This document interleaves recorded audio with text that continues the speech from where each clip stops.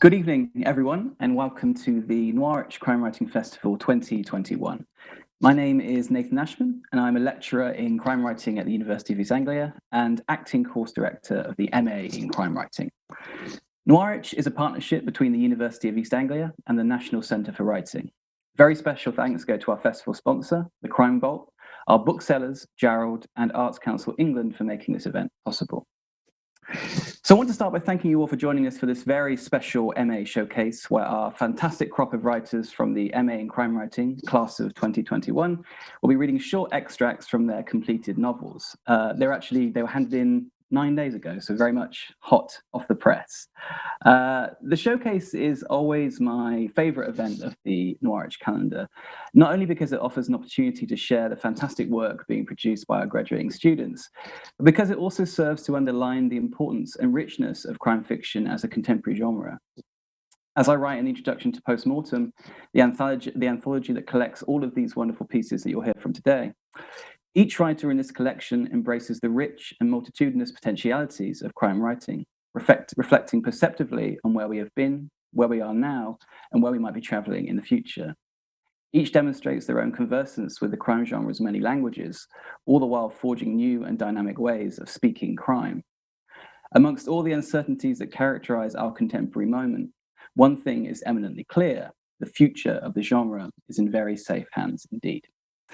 Before we get to our readings, I first have the pleasure of handing over to our very special guest, the award-winning novelist and author of both the Dr Ruth Galloway mysteries and the Brighton mysteries, Elly Griffiths, who has provided an excellent foreword to this year's anthology and has kindly joined us today to say a few words before introducing our first speaker. So thanks so much for being here, Elly, and I'll hand over to you now. Hello, I'm Elly Griffiths. Delighted to be here.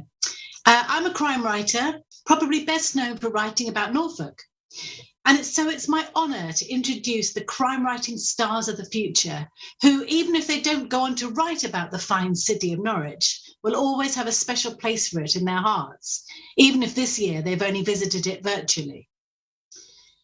It's a rather privileged thing to be a crime writer today. It's sometimes said that we're living in a second golden age of crime writing, and while modesty forbids me from including myself here, a glance at the participants of Norwich 2021 will tell you that this is true, as will a glance into this anthology.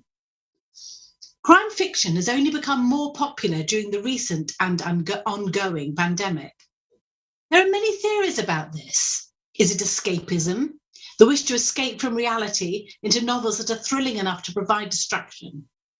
Is it the weird comfort of violent death and its investigation? The idea that the all-knowing detective will uncover the crime and dispense justice? Is it because, as Ian Rankin suggests, crime fiction holds up a mirror to society?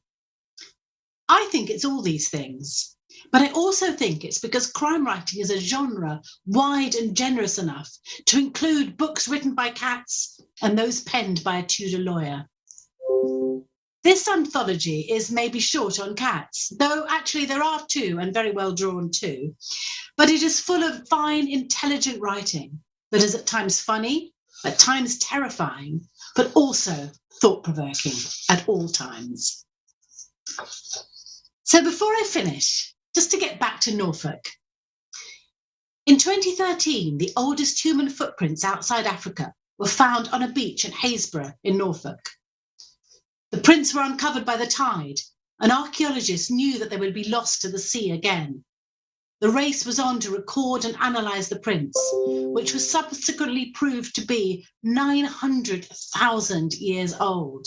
To put this in context, the UK was still attached to mainland Europe only 9,000 years ago.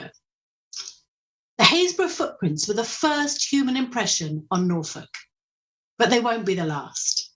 The graduates of the University of East Anglia are following in an ancient tradition. As Wilkie Collins says in No Name, his often neglected masterpiece, nothing in this world is hidden forever. The gold which has lain for centuries unsuspected in the ground reveals itself one day on the surface. Sand turns traitor and betrays the footstep that has passed over it. Water gives back to the telltale surface the body that has been drowned. Fire itself leaves confession in ashes of the substance consumed in it. Hate breaks its prisoned secrecy in the thoughts through the doorway of the eyes.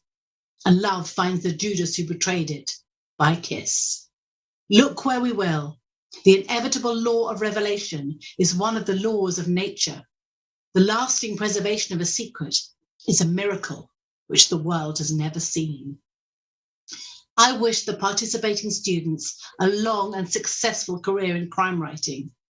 You are entering a world that is full of possibilities and one which has a well-deserved reputation for partying. Enjoy it. Thank you so much, Elly, for that wonderful reading. Thank you. That was great. So I think without further ado, we are ready to hand over to our first speaker tonight, which will be Denise Cool.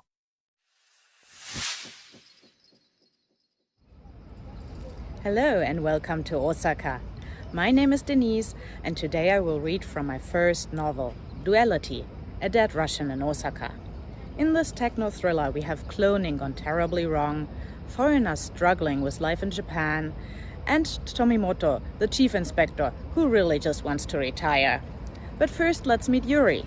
Yuri is a young Russian who would prefer a career as a rock star over working in the family conglomerate of construction work. For only the third time in his life, Yuri walked into a police station. The first time had been back in Hakodate, before his father had moved them to Osaka. Yuri had been in 5th grade, and he had slugged a classmate on the way home. Someone had seen that. Someone had called the police. Someone had failed to notice the years of verbal abuse that preceded the action. Dirty foreigner. We don't want you here. White devil. Go back to where you came from. He had been born in Hakodate. The police officer had taken him to the Koban, a building barely bigger than a one-car parking lot, with a counter dividing the already tiny space. His mother had to pick him up. Formal and insincere apologies were given. The next week, he came home with a black eye and a fractured ulna. The second time Yuri had walked into the police box of his own volition. Maybe not his best call. He should have sobered up first. But the police were supposed to be helpful, and he knew they kept a database of lost and found objects. Yuri had lost his phone. He sat through an endless array of questions, his head painful in the lights of another room, too small to sit even 4 people, and too bright for a drunk at 5 in the morning. They never found his phone.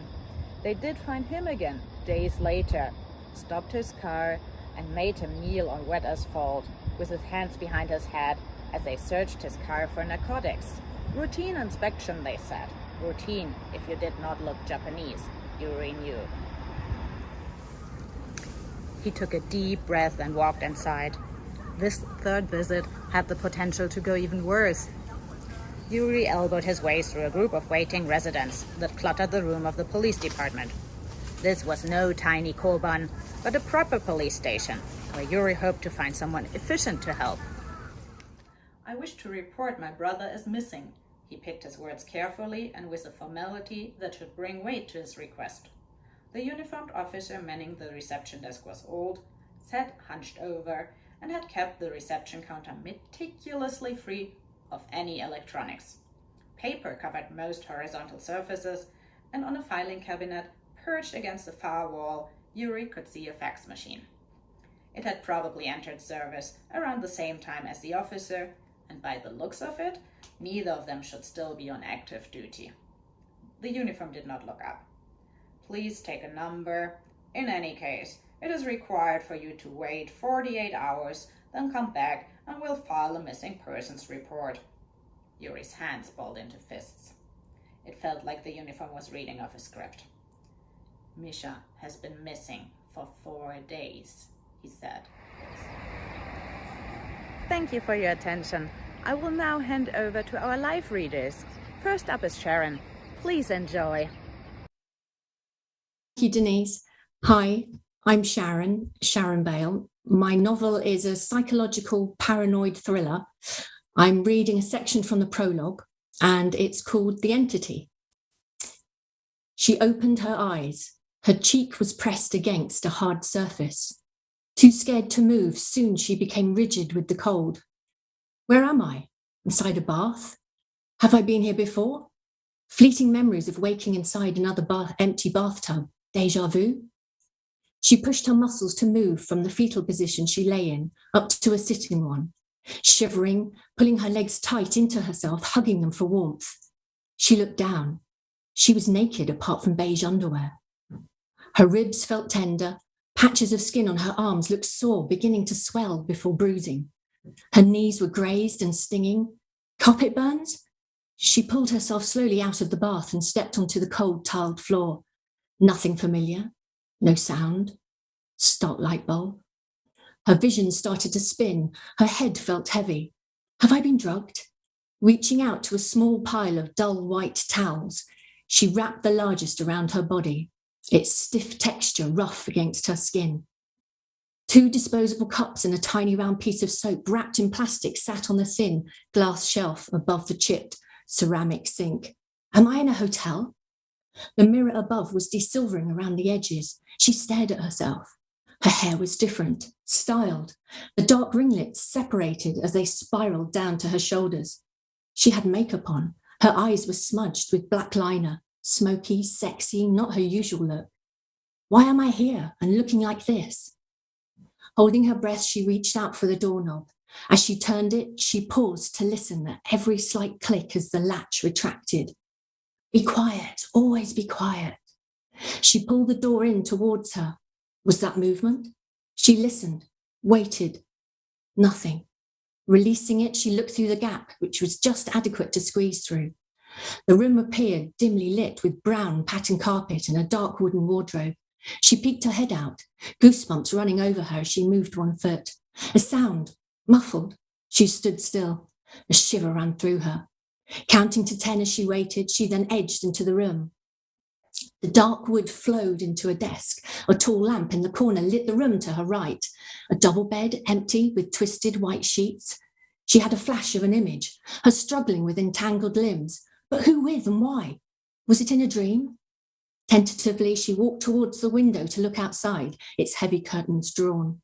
She jumped as she heard a weird grunting noise. Looking down at the side of the bed, she saw a trussed, naked man lying on the floor.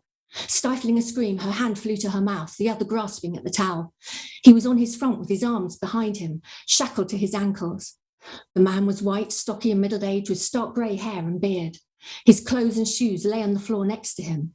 His eyes were wide, black, and he stared at her as he rocked furiously back and forth. She stood still, not knowing what to do. A gag muffled his voice as he growled, "Bitch!" Starting to shake, she looked about her. She couldn't see anything to cut the plastic ties that held him. He seemed so aggressive. Twisting like a bug caught in a web, he tried to roll towards her. "Fuck you," the man's muffled voice spat as he bucked like an exposed worm, the veins breaking in the white of his eyes as he strained to look up from the floor. She stared down at him. Oh my God, it's him from last night. Thank you. And next up is Catherine. Hi, I'm Catherine Black. My book is called No Fouler Fiend, and my protagonist is May Morgan. I like to think of May as a cross between Miss Marple and Villanelle. She's 69, a retired librarian, and she now owns a bookshop in Blackheath. But she's not your typical little old lady. I wrote the book using a lot of the familiar tropes of classic crime and cozy crime, because that's what I like to read. But I think I've given them a modern edge and a very quirky cast of characters. I'm going to read from chapter 1, where we meet May and Bastian, who manages her bookshop. Bundled up against the cold, May Morgan stepped out onto Blackheath. The wind whipped across the open space, ruffling her cap of white hair. She took a deep, cleansing breath. The day was beautiful, frosty but bright. Once out on the heath, she raised her face to the blue sky and allowed the dust to blow away the cobwebs. She imagined them unspooling behind her in long, silvery threads before detaching and being carried away. With one arm hooked through the handle of her trusty Kelly bag, she set off towards the bookshop. The handbag, made from midnight blue crocodile skin, had belonged to her mother. May liked it because it was elegant, yet sturdy, and generous enough to hold whatever she needed, including, on one occasion, a carefully wrapped human head. May had spent most of her life in Blackheath. As she crossed the heath and entered the village, she nodded to familiar faces. A teacher from St. Julian's Primary School stopped to ask if May would be donating to the book drive again. Yes, of course she would. Jean Drysdale was walking her dog Tarquin. She waved and thanked May for the flowers sent to Jean's daughter, who had just had her first baby. Always a pleasure. Betty Danvers, coming out of the bakery, asked if May would be at the church's Epiphany planning meeting that afternoon. As the two women paused to chat, Harriet Nibley pushed past them in a huff, causing May to grasp the doorframe for support. The sciatica in her hip spasmed with pain. She turned to watch Harriet stalk up to the counter. Yes, May would be at the meeting. The bookshop was dark when she arrived, though it was 1/4 the official opening. May wasn't surprised. It was only the 2nd day of January, and Bastian was probably still recovering from New Year's Eve. Young people did like to celebrate the passing of time. She collected the newspapers waiting on the step and used her keys to open the door. She started switching on the lights. The big iron radiators kept the space warm and welcoming, smelling of buckram, leather, old wood, and beeswax. Deciding to unpack the newspapers, she set her bag on the oak counter and searched the drawers for a pair of scissors to cut the string binding them. Unable to find any, she drew a small stiletto blade from a special pocket in the lining of her handbag. It was a lovely thing, icy silver, chased with tiny golden stars, a gift from an admirer many years ago, so sharp and fine it went in like butter. Just looking at it gave May immense pleasure. The stiletto was one of a matching pair. She kept the second blade hidden about her person.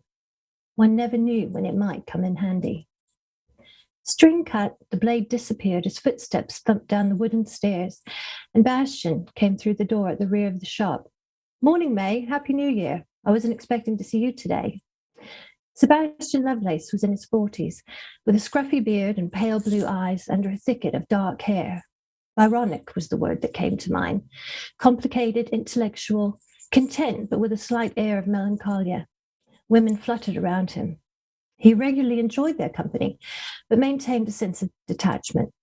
The fact he had achondroplasia, identified as a dwarf and was 4.5 feet tall, only added to his enigmatic allure. I hope you enjoyed your visit to Blackheath. Now I send you off to Cheshire with Libby. Thanks. Hi, thanks, Catherine. I'm Libby Brooks, and I'll be reading from the first chapter of my novel, The Value of None. It's a thriller which is set in affluent Cheshire, and it follows Robin as she searches for her kidnapped son. "Oi, Dylan, wait up." Addie's voice cut through Dylan's 14-year-old autopilot. Ducking his head and thrusting his hands deep into his pockets, he sped up. "I said stop, bastard." The voice was getting closer. Dylan had come out of school late, waiting for the first surge of pupils to subside rather than being rolled along in the tumbling tide of elbows. It was much easier to see where all the key players were, the bullies, the alphas, and the psychos, if they were ahead of you. Unfortunately, he'd missed one, and now Addie was gaining on him. Dylan stopped, his back to the other boy. "About time, dickface." Addie's tone was smug. Dylan had reached the cops, which in summer would be heaving with couples looking for a secluded half hour, but today was so bitter not even the dealers were out. It was a dingy spot, the late October light leaking away into the gloom. He turned to face the way he'd come, watching Addie close in on him. "Why didn't you stop?" "What do you want, Addie?" Dylan braced for impact, so when the shove to his shoulder came, it only pushed him back a step. "Give us your money and your phone." With each demand, Addie poked him hard on the cheekbone. The freezing finger left a spot of cold burning below his eye. "Sorry, Addie, I don't bring money to school. I can try and get you a few quid the next time I see you." "I'm not allowed any money. My mummy won't let me," Addie whined. "But we both know that's not true, don't we, Dylan? You're off on holiday. Mummy must have given you some money for that. Only 20 quid. Don't think much of you, your parents, do they? Hand it over then, and your phone. Dad'll kill me if I lose that. Your problem, Kershaw. Dylan pulled his phone out of his inside jacket pocket along with his wallet, his numb hands almost dropping them. Addie lifted him up, the coat bunching uncomfortably in his armpits, his toes on the point of losing contact with the ground. His heart was beating in his throat, his brain telling him to run, but his feet had nowhere to go. Don't say anything. You know what'll happen if you do, right? Right.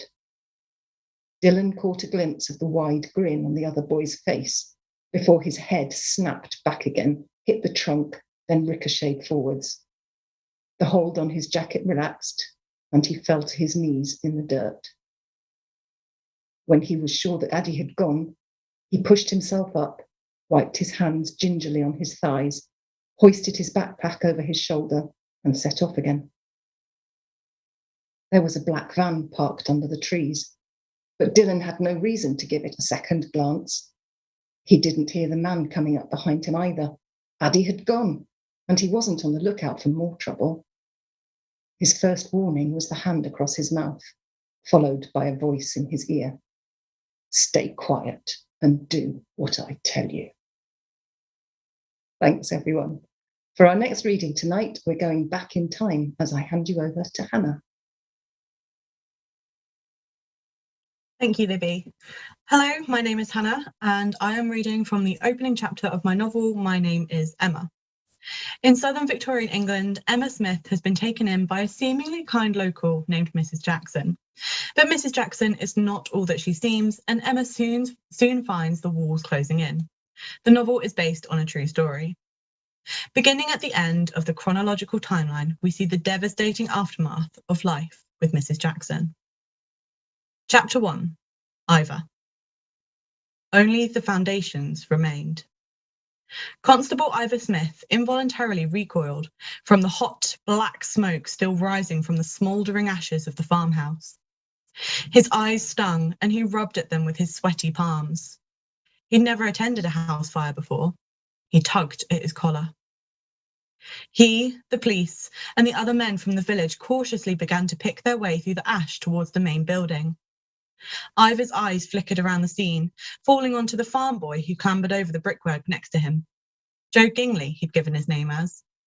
Ivor's instruction that morning was to keep an eye on him. He wasn't to worry about being spotted.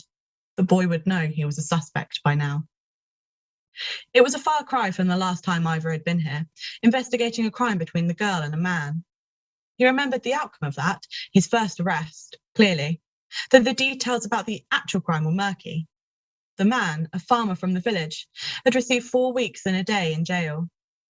He tried to remember the girl's face, but it was like a veil had come down, obscuring his memory. He could not even remember the colour of her hair, and kicked at a stone on the gravel path, annoyed with himself. Then, the house had stood proudly at the end of the street, its brown brickwork and white window panes only slightly dirty. The trees flanking the door reached halfway up the house's sides, their branches not yet old enough to be bearing fruit, though they blossomed in the May sunshine all those months ago. Those had caught in the fire too, and now their trunks stood hollowed out and barely up to Ivor's waist. In the murky October day, they cast skeletal shadows on the blackened grass. Only half of the walls were still standing. The rest lay crumpled in the dirt. Joe was the first to reach the door, Ivor close behind. He stepped cautiously under the door frame, his hands skirting the brick, worried it might collapse and crush him. The stone was warm to his touch, but the door had burnt completely off, and the hull of the house was open to the sky. A man attempted to climb the stairs, though for what reason Ivor was not sure, as there was no upper floor, and cried out when his leg went straight through the blackened wood. He had to be hauled away, a large splinter erupting from his knee. Joe told Ivor there was a basement underneath them, but no one knew how to get in there given the collapsed ceiling blocking the door. Ivor nodded and made a little note in his notebook. The silence deafened him. Eerie, unsettling were words that came to his mind. When someone coughed, the sound echoed over the house. The men's boots crunched over ash, stone, collapsed wood. A loud crash startled Ivor from his left, and a villager held up his hands apologetically. He had entered through the shattered window, the glass having melted in the inferno, but there must have been a pane still intact. Ivor knew what they were looking for, what the policemen and villagers were here to see, but he could not bring himself to start turning over the great slabs to find the bodies. Instead, he motioned ahead to Joe and marched through the house to the back garden. "Let's check the rest of the grounds," he said, and the boy followed him mutely to the stables. Thank you very much for listening. I am now handing over to Mandy. Hi everyone, I'm Mandy Byatt. I'm going to read you an abridged version of the opening chapter of my novel, The Charmer.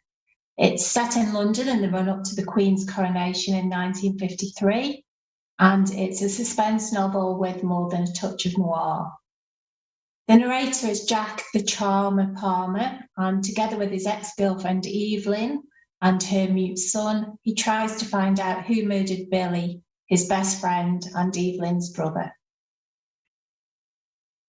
Friday, the 22nd of May, 1953. I shouldn't have gone to the funeral. That was my first mistake.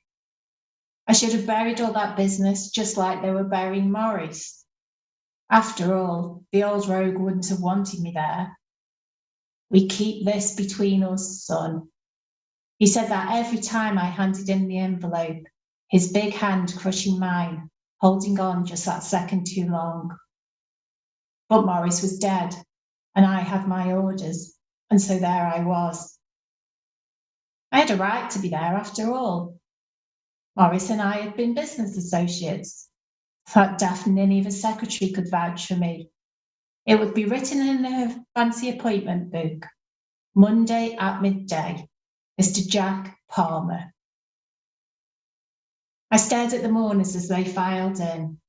Ah, there she was, the secretary, Joyce, or was it Jean? Whatever her name, she had a sway to her hips that wasn't unpleasant, and she made a damn good cup of tea. I winked at her as I pulled a screwed up hanky from my pocket and wiped my face. It tipped it down all the bleeding way to the church. I should have taken the number 59, but the roads were still shut off after the coronation rehearsal the day before. Everyone bowed their heads, but I lifted mine as the pallbearers shuffled past. And there he was, shoulder under the back of the coffin, Ralph. I gave him a smile, which he returned with a glare. I followed his ginger hair along the aisle to the front of the church. He stumbled as he lowered the coffin onto the table. If old Morris had been able to, he would have rolled his eyes at his son. Ralph edged into the pew reserved for the family. I briefly lost sight of him as he moved along the row until he and the woman next to him came back into view. Evelyn, the last person I wanted to see. The vicar asked us to be seated. The mourners shuffled, coughed, someone even sneezed before a silence filled the church. And then it was broken by the vicar droning on about how we were there to celebrate Morris Finch's life and how his loved ones were grateful so many of us had turned up to pay our respects. Respects? I wasn't there to pay my respects. I was there because of the money. I needed the money I'd given to Morris. Ralph was ignoring my calls and my visits. So there I was, the one place I was certain Ralphie boy would be, his own father's funeral. I stood when the rest of the congregation stood, sat when they did, the vicar's words flowing over me, as I listened instead to the rain hammering against the stained glass window to my left, Judas kissing Christ. I stared at Ralph. I stared at the space between him and Evelyn, the space between their hips, arms, their shoulders. I stared at the back of Evelyn's head. The rain didn't stop. I could have been wrong, but it seemed to me as if God himself was hammering on the door, wanting to be let in. Thank you, everyone. I'll now hand over to Alan. Thanks, Mandy, and hi, everyone. I'm Alan. My novel, Bluebird's Over, is set in and around Folkestone and takes its title from the wartime song by Vera Lynn about the famous White Cliffs a few miles up the coast at Dover. Its theme is identity, both personal and national, Folkestone being on the front line in terms of migrancy just now. My main character is Eddie Durand, that's D-U-R-A-N-D, a French policeman in his middle years. He's recently learned from his dying father that he was in fact adopted as a baby and that his biological mother was English. He believes her to be living in Kent, and so at a time of personal and professional upheaval, he arrives there to try and contact her. On his second night in the town, he happens upon the body of a badly beaten young man, red-haired Dean Meadows. Dean dies in Eddie's presence, and so he's interviewed by the local police. Crime scene evidence suggests that it was a racially motivated attack. Yet Dean was English, so why would that be? In this short extract, Eddie has just had an emotional first meeting with his birth mother, Helene, and is walking her back to the retirement complex in which she lives. Suddenly, coming towards them, he sees the late Dean's doppelganger. Might the killers have got the wrong man? And could this have been the intended victim instead? Durand inhaled deeply, exhaled slowly. Here we are, he said, talking about my late father and mother. And yes, it's who they still are to me. That won't change, not after a lifetime of believing them to be so. But factually, biologically, he hesitated. Half of me is from you, Helene, I now discover, but the other half, who is or was my father? Am I even part French at all, or am I, technically at least, English? I'm sorry if this is painful for you, but if I'm not who I've always believed myself to be, then who am I? Seeing that Helene had blanched, he hung his head, thinking he must have been clumsy with his choice of words and unintentionally hurtful. Then, looking up again, he noticed a male figure walking quickly down the road towards them, arms swinging, expression focused, the exact same size and build, the same dark blue winter jacket, the same red, unmistakable hair. Who is, he began. Helene rallied. Matty, she called out. Ah, Miss Norman, hello, and hello to you too, sir. But I can't stop, I'm afraid. I've an errand to run for Mrs. Hammond, and you know what she's like. Immediately isn't soon enough. So, bye. Durand watched, transfixed, as the flame-haired boy took off again on his downhill journey. Doing so, he felt the strangest sensation, as if the ground was slipping away beneath his feet. Eddie, are you okay? Who was that, Helene? That's Matty, our young handyman, Polish. And lovely, I adore him, we all do. But what is it? Tell me, please, you look as if you've seen a ghost. Definitely not English. You're certain of that? Yes, Eddie, of course I'm certain. From near Warsaw. What is this? What's the matter? I'm sorry, but there's someone I need to call immediately. Could you give me a minute? I'll explain afterwards, but I think that just might have been... Durand searched in his wallet for the business card the young detective had given him, then tapped the number into his phone. His back turned to her now. He failed to see the anguish on Helene's face. DC Danny Rab, please. Yes, it is urgent. Tell him it's really important. Okay, thanks everyone. And now we travel from Kent to Kenya with Simon Margrave. Simon, over to you. Thanks, Alan, and good evening all. My name is Simon Margrave, and I'm going to read an extract from my novel, This Place. It's a thriller set in Kenya during the troubled elections of 2007-2008. Chapter 1, December 21st, 2007. Richard Norton took a sip of gin and tonic and read the first page of the report. Just the facts. Jasmine Robinson, British national, 12 years old. Daughter of Deputy High Commissioner Gerald Robinson of Her Majesty's Government. Missing, presumed kidnapped. This was going to be interesting. He turned in his chair to make sure no one could see what he was looking at and scrolled to the next page. There was some commentary in the margin. Sorry for the short notice, Rich. No one else available. I know not your patch, but you need to be all over this one. Father is an old friend, called in a bit of a panic, as you can imagine. 20 minutes later, Vauxhall were on the phone. It's obviously gone right up the ladder. He continued reading. The victim was last seen over 24 hours ago. Mother had left her playing in the garden and was in the living room having coffee with a friend. When she called Jasmine to come in an hour later, no answer. Mother does a circuit of the garden and house. Nothing. Mother panics and calls her husband.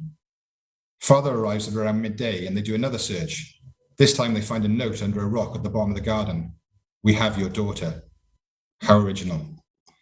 There was a scan of the note attached to the file. Letter cutouts from a newspaper, which made it pre-planned, which meant whoever took her knew who they were taking, which meant they were either very serious or very stupid. Another comment. Family want this kept quiet. You'll get some support behind the scenes from the High Commission, but they'll likely take an arm's length approach in public. We don't pay ransoms, etc. Contract is private. Wife's money. Never forget, kidnapping is a business. It's always about the money. Norton drank the rest of the gin, closed the laptop, and then his eyes. He was drifting off, thinking of what was to come and what he'd left behind.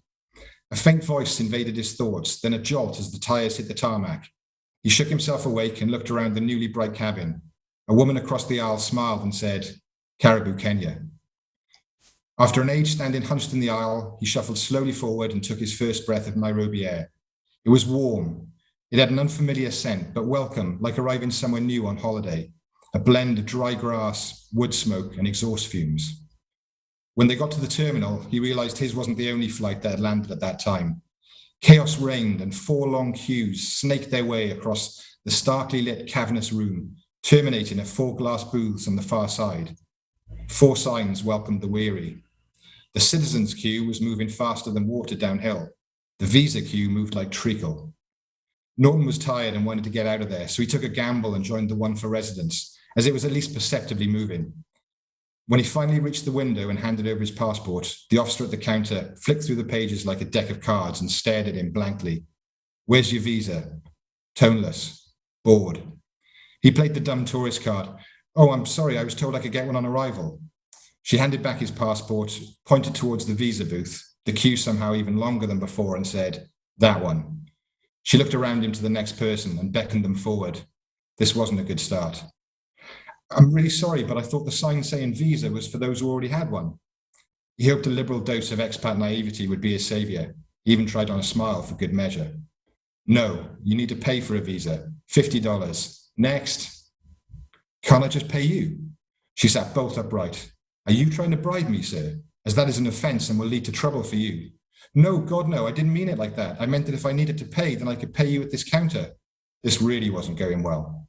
The man behind tutted, followed by an audible, Jesus Christ. Thank you. And now we'll go back in time to Victorian London as I pass you across to the amazing Lynn.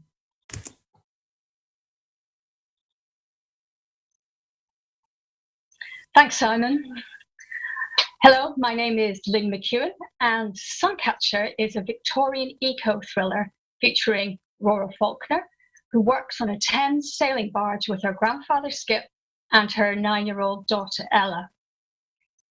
In a bid to avenge a death, Rora is drawn into a shadowy and brutal world where coal is king and more than her own future is at stake. There are real historical figures and some surprising facts about the dawn of solar energy. The past may be another country, but it has very obvious connections to our present. So we begin in London's Deptford Market in December 1891, and we begin with a crime. Rora witnesses her grandfather's wallet being stolen, and she gives chase. By the time Rora reaches the great gates of the foreign cattle market, she's lost sight of the thieves amongst the other blue-coated workers milling by the entrance. The road is jammed with wagons, swinging sides of beef, heading for those festive customers who can afford them. She runs through the crowd, hunting for the tall, tawny-bearded man and his shorter, bald companion. She pulls men aside to search their faces, provoking shouts of protest and lewd oaths, but there is no sign of the thieves. What if they were making? What if they weren't making for the safety of the cattle market? There are other ways to escape Deptford's close-packed streets. The bastards are making for the river, Roa shouts to the young costermonger, who also gave chase. But he's moving away, swallowed up by the crowd. She turns and runs back along Butcher's Row, ducking into the lane that ends with the upper Watergate stairs. The air is painful and rasping in her chest. She stumbles down stone steps onto a strip of coarse sand. The breeze is stiff off the water, bringing the scent of salt and mud. It is the winter solstice, the shortest day of the year, and the sun is barely above the warehouses. Racing clouds follow the Thames downstream. Heavy beams of light fall low across the river, leaving a trail of fire on the wave tips. A few mudlarks, ragged, barefoot children, dragging sacks of scrap metal and broken goods, dot the foreshore. A couple of boys warming their frozen feet at the outfall pipe of the steam navigation works turn to stare at her. Boy, 2 men, which way? She bends double, caught by the stitch in her side. The boys point. There they are, the 2 men, 30 yards ahead of her. Stop them! Stop! Thieves! Rora is almost too breathless to shout. The ferry is already pushing off. The men splash through the shallows and jump aboard.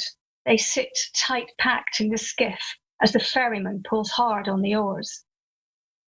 After a few strokes, the thieves cast off their blue slaughterman's coats, which float like patches of fallen sky on the surface of the brown water. Soon the ferry will be lost amongst the press of sailing barges coming up on the tide. Roar stops at the water's edge and desperately searches the strand. But there are no other ferrymen in sight. The thieves could be making for any of the landings, from Queenstairs on the Surrey shore to Limehouse across on the north bank. All her hopes evaporate.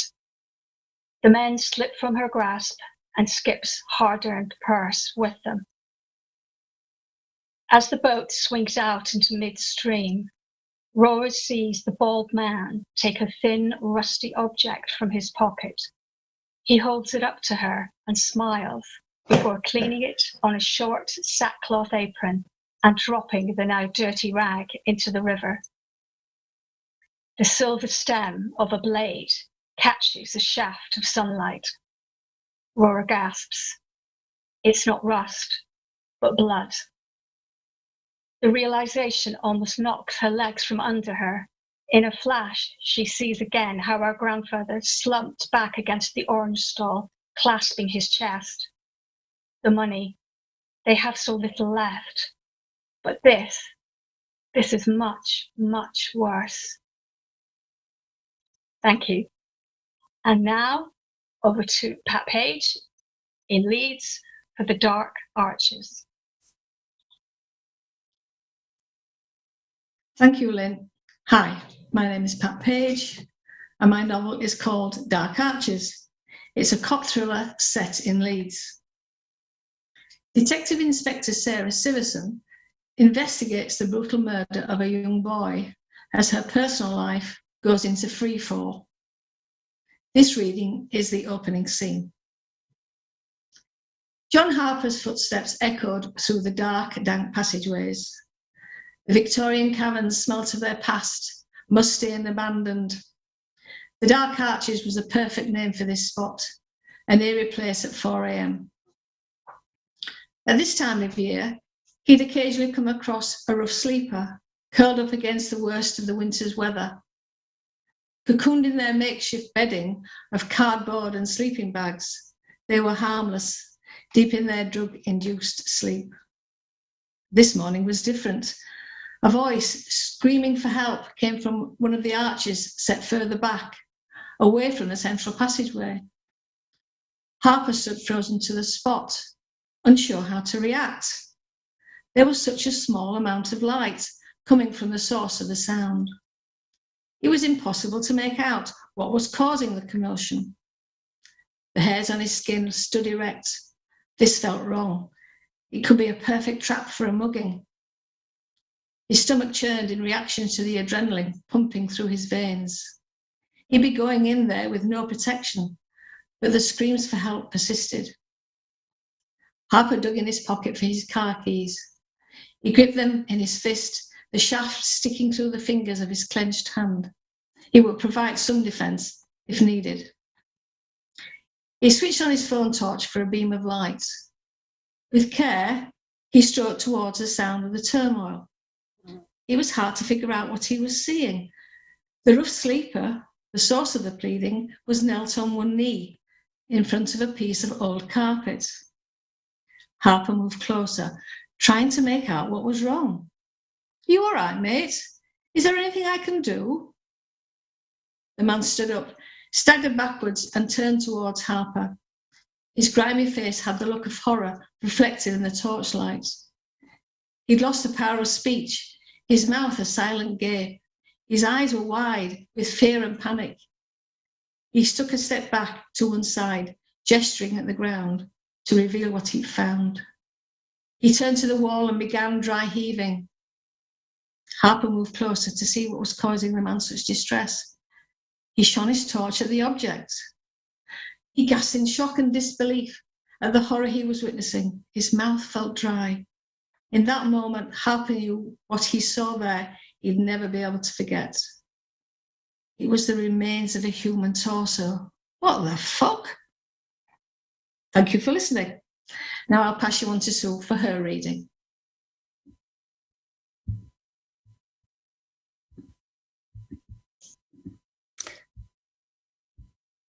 Hi, I'm Sue Thomas, and my novel, You'll Never Find Her, is an urban psychological thriller set in New York City and Liverpool, England. This extract takes place several pages in from the beginning when my protagonist Anna comes home to find her partner Dan has been murdered. The light from the vestibule was as bright as an interrogation. Someone was speaking. Anna squinted, rubbed her eyes, then blinked rapidly when they stung. She looked down at her fingers, turning them first one way, then the other. No wonder she'd struggled to turn the doorknob. They were slippery with blood. "Ma'am, are you hurt?" Officers Smith and Williams were in the doorway, their hands resting on holstered firearms. Smith was shaking her head as if she'd known it would come to this. For a crazy moment, Anna wondered if Mr. Muller had complained about noise again. She wanted to laugh hysterically, but realized she was crying or her eyes were burning. She didn't know which. "Ma'am? What? Are you hurt?" Anna struggled to form the word no. There was a thickness in her throat. She shook her head. "Then can you step aside, please? We need to get in." She didn't want them inside. Her chest tightened, allowing her nothing more than sips of air. As she reached into her pocket, she heard a familiar sound, though she'd only ever heard it in movies or cop shows. Smith and Williams had drawn their weapons, and they were pointing them at her. "Drop it. Put your hands where we can see them." It was the first time she'd heard Williams' voice. It was surprisingly high-pitched. Anna unclenched her fist, and her inhaler skittered across the wooden floor, the sound scratching at her nerves. Her body could no longer hold her upright, and she stumbled back against the wall and slipped to the floor. The two officers edged around her, one of them reaching for the light switch on the wall above her head. Anna watched them move to the middle of the living room, then glanced away. Williams half turned back to her. "Stay where you are, miss." As if she could go anywhere. She drew her legs in tight, rested her forehead on her knees, and put her hands over her ears, muffling the urgency in their voices when their footsteps stopped and the frantic crackle on their radios began. Soon there were more footsteps, more voices. Still she sat there, against the wall to the side of the doorway, an iciness spreading from her core, until someone put something crackly around her shoulders, and a light hand touched her arm. "Miss, can you come with me, please?" Anna raised her head slowly. A dark-haired woman in a blue uniform was kneeling in front of her. Her name tag said Laura, and beneath that, in larger letters, paramedic. No, you've made a mistake. It's not me who's hurt. It's Dan. He's in there. Anna gestured with an arm that she kept her face averted. We're taking care of him. Don't worry. Let's just get you somewhere more comfortable. Anna protested weakly as the woman reached for her elbow, lifted her firmly upright, and guided her out of the apartment to the elevator. Officer Smith followed, and Mr. Muller stood in his doorway with his dog tucked under his arm. In the elevator, Anna stared at herself in the mirror. Blood smeared her eyes and face. Her white t-shirt was red in parts and plastered here and there to her skin. She plucked at the sodden fabric, and a scene from the movie Carrie flashed through her mind. Sissy Spacek drenched in a bucket of pig's blood, then burning the whole place down in a fit of telekinetic rage. Anna suddenly wished she could do the same, and in the mirror, she caught Smith's steady gaze. Thank you. I now hand over to Gigi.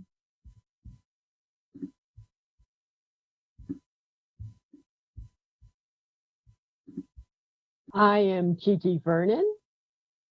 My historical spy thriller is entitled Falsifiers, and it's set in World War II London.